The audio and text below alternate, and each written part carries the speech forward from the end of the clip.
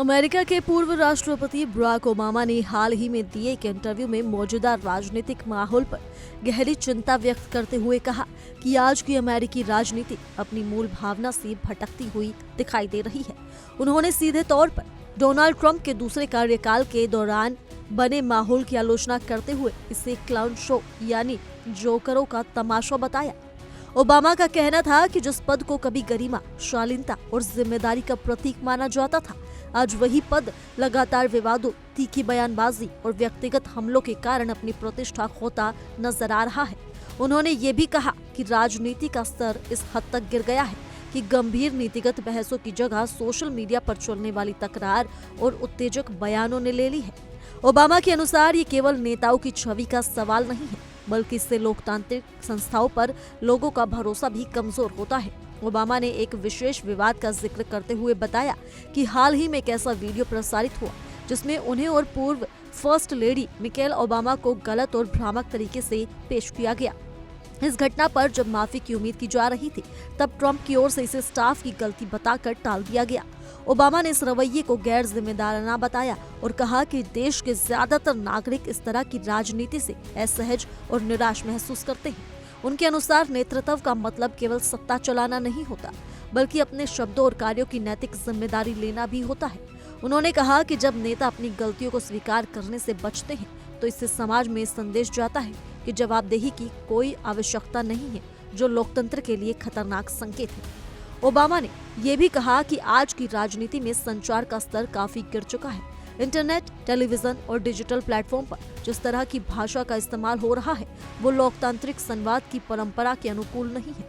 उन्होंने इमिग्रेशन जैसे संवेदनशील मुद्दों का उदाहरण देते हुए कहा कि आम नागरिकों को घरेलू आतंकवादी जैसे शब्दों से संबोधित करना समस्या का समाधान नहीं है, बल्कि ये समाज में डर और विभाजन को बढ़ावा देता है।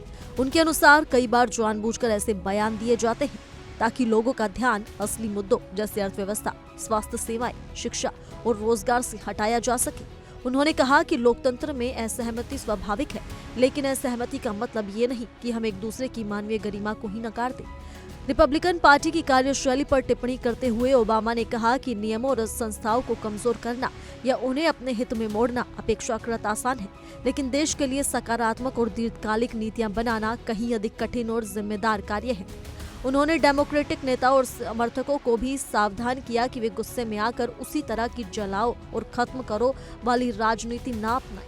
ओबामा का मानना है कि अगर एक पक्ष सच्चाई को नजरअंदाज करता है, तो दूसरे पक्ष का कर्तव्य है कि वो तथ्यों और मूल्यों पर कायम रहे। ये दोनों पक्ष केवल आरोप प्रत्यारोप और प्रतिशोध की राजनीति में उलझ जाएंगे, जो नुकसान लोकतंत्र और आम जनता का ही होगा। अपने राष्ट्रपति कार्यकाल का उदाहरण देते हुए ओबामा ने कहा कि उनके पास भी व्यापक सैन्य और आर्थिक शक्तियां थी, जिनका दुरुपयोग किया जा सकता था, लेकिन उन्होंने हमेशा संवैधानिक सीमाओं और लोकतांत्रिक प्रक्रियाओं का सम्मान किया।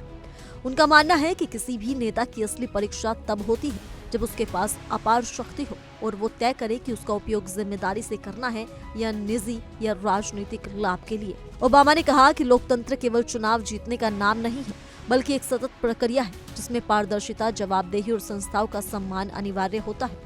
अंत में ओबामा ने अपने समर्थकों और आम नागरिकों से अपील की कि वे मौजूदा परिस्थितियों से निराश न हो।